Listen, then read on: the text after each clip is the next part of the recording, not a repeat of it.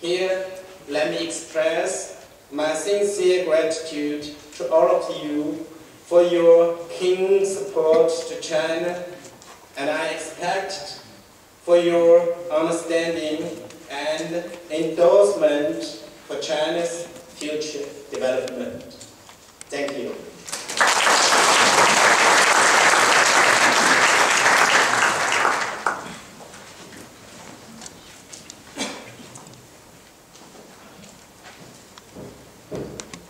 Thank you, Your Excellency Ambassadorship. Well, thanks to the Danish Ministry of Foreign Affairs that we are able to hold this conference at such beautiful venue. FCPAE is a historical building and was one of the main transit depots in Europe for goods coming from China 300 years ago. Our next speaker is Her Excellency Mrs. Ambassador Vibeke Rausing-Lauisen. The floor is yours.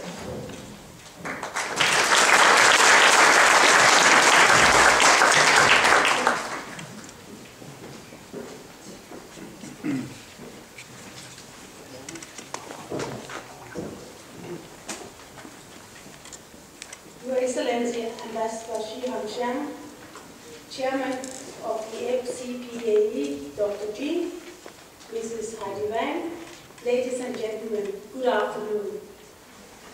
First of all, I wish to welcome you to the meeting facilities of the Ministry of Foreign Affairs, and a particular welcome to Denmark, to those participants who have come to Denmark from afar for this meeting. We Danes, we also like to go to China. As Mrs. Heidi Wang just said in her introduction, our little mermaid went to Shanghai, and our Minister of Foreign Affairs took part in the closing ceremony of the expo 2 weeks ago, and now our little mermaid, I think she's on her way back, if she's not already here. But our Foreign Minister also met with the Chinese Foreign Minister and with the CEOs of Chinese companies who might already have established themselves in Denmark, or who we hope have plans to do so. It is my understanding it was Mrs. Lene Espersen's first visit to China, but I can assure you it was not her last. China plays an ever more important role in the global economy, and Chinese companies become more and more globalized. Every week you see headlines announcing acquisitions or new big investments somewhere in the world involving a Chinese company. Therefore, I feel privileged to be present today among Chinese professionals working in Denmark or working in Europe. I am happy as well to see Danish and European business people also attending this event. While Chinese companies going global are facing a number of challenges on their own, but also opportunities, in Denmark we wish to do what it takes to make ourselves more attractive for Chinese companies, Chinese professionals and Chinese investments. On the Danish side, I'm sure we shall learn from this meeting today, arranged by the Chinese Professional Associations in Europe. We wish to learn what can bring Denmark another step closer towards improving our country's ability to compete in the global marketplace, and what we can do to increase cooperation between Denmark and China. We wish to see more Chinese companies to establish a presence in Denmark, and more Chinese professionals to choose Denmark as their working place. Foreign talented people and foreign investments are of great importance to any economy, for many reasons. They carry with them funding, new skills and technologies, more activity, and new ways of doing business. This sharpens competition and creates economic growth. In Denmark, foreign companies make up an important part of our national wealth. Numerically, foreign companies constitute a very small proportion of companies in Denmark, but they employ a hefty 18% of all employees in the private sector, and 27% of Danish exports stem from foreign companies based in Denmark. In addition, we should bear in mind that investments by foreign companies normally entail highly educated staff, like yourself, arriving in Denmark with their families. We have seen many examples of foreign professionals making a positive contribution to Danish society at large. There are many excellent reasons for foreign companies to invest in Denmark. Let me mention a few. First of all, being located in Denmark, you are able to reach more than 500 million of the most wealthy consumers in the world within a little more than less than 4 hours. Denmark is placed in a stable and very well-off part of the world. We should not overlook this simple fact. Moreover, we have an efficient and modern infrastructure. Secondly, we host a number of knowledge-intensive clusters which attract companies from all over the world. We have a strong international position within important sectors such as clean tech, life science, ICT and design. Thirdly, we have a well-educated and reliable workforce, which also happens to be one of the most flexible and motivated in the world. Let me also mention two other important reasons for foreign companies and foreign professionals to choose Denmark as the location for their investments and work. That is transparency and predictability. When you decide to invest and work in Denmark, you could do so on a very enlightened basis. The Danish economy and Danish society are very transparent entities, where information published by the authorities is reliable. When you hire people, you don't need to worry about irreversible costs. Our authorities and the labor market offer no unpleasant surprises for foreign companies. You can actually set up a company in one single day. All this means that you have a very precise picture of how much, or rather how little, effort and money it will cost you in the end. Between 2002 and 2008, the influx of foreign expats into Denmark increased by more than 400%. That was mainly due to the ever more globalized nature of the Danish economy. The introduction of attractive tax schemes for highly qualified workers also had an impact. Moreover, we have introduced a more flexible corporate legislation which made it even easier to establish a business in Denmark.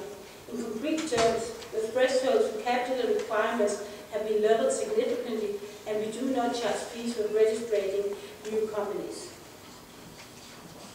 We have also made it easier for existing international schools to expand their capacity in order to meet the increased demands for expats. We have significantly reduced the time needed to obtain working permits and resident permits. For more than 90% of all applicants, the time is now less than 1 month for the job card scheme and less than 2 months for all other categories, provided, of course, that the requirements are fulfilled. We focus on talent development right from primary school. We have set the target at least one Danish university to be in the European top 10. By 2012, we should reach the target of increasing publicly funded research to 1% of GDP. Ladies and gentlemen, in conclusion, I wish to sum up that free trade, foreign talented people, and foreign investments are all vital for the future prosperity of a small country like a European economy as the Danish. I wish your panel discussions later this afternoon and tomorrow to be successful, and that they will promote the cooperation between Chinese professionals and European companies. Thank you for your attention.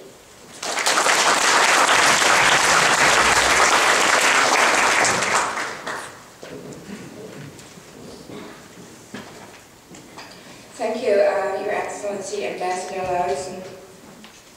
Well, to attract talents from China, the Ministry of Science, Technology and Innovation has already, a long time ago, developed a China strategy, which Ms. Jakob Fuchs will share it with us.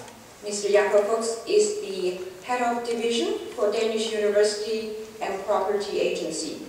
Is that correct? Yes. Great. Jakob, the floor is yours.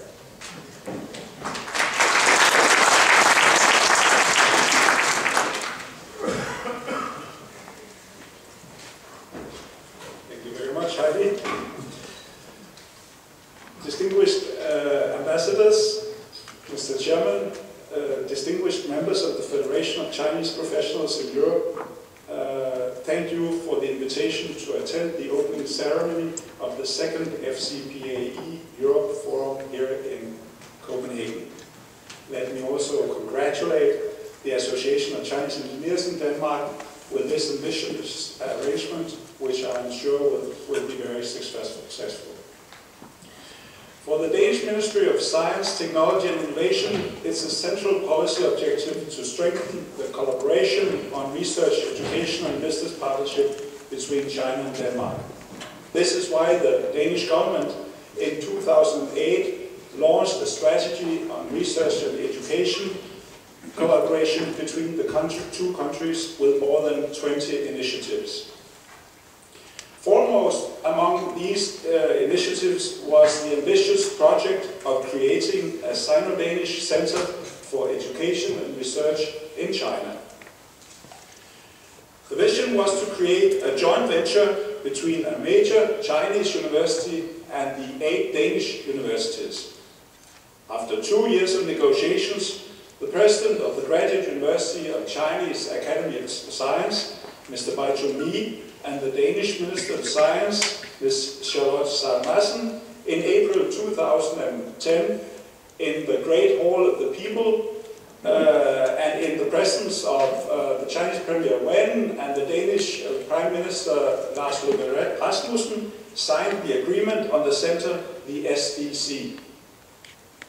Focused on 5 themes, 100 researchers, 50 from each of the 2 countries, will research together and provide master's and PhD programs for 300 to 400 Danish and Chinese students. Furthermore, the Danish Industry Foundation has donated 80 million Danish kroner to a new building for the Sino-Danish Center. Recently, we have launched an architecture competition for the design of the building. It will be erected at Guka's new Yangtze campus 60 kilometers north of Tiananmen. Why this ambitious project? Because the Danish government believes in the benefits for both countries in a close cooperation on research and education. In order to create synergies between the Danish and Chinese research communities, in order to create first-class graduates with a profound understanding of the thinking and research traditions of the 2 countries, in order to service business both in China and in Denmark. In short, in order to create value for both of the countries. The SDC is still in its infancy. We are convinced, however, that within a few years the SDC will function as a symbol of Sino-Danish friendship and an important part of our mutual collaboration, thereby strengthening further the ties between Europe and China. I wish you a good luck and hope that you will have a successful forum and a good dialogue on issues regarding our mutual collaboration. Thank you for your attention.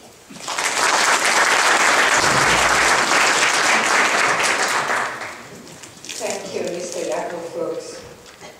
Well, now let's move on to the session for keynote speeches.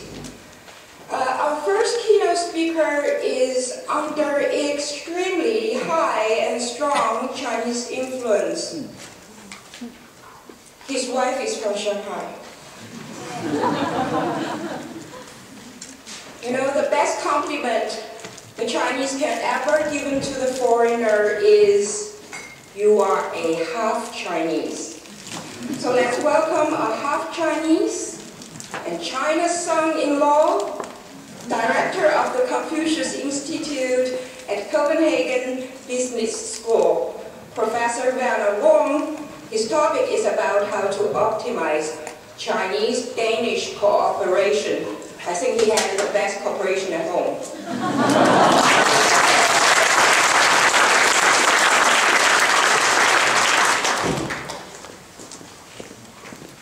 Thank you, Heidi, for this very personal introduction.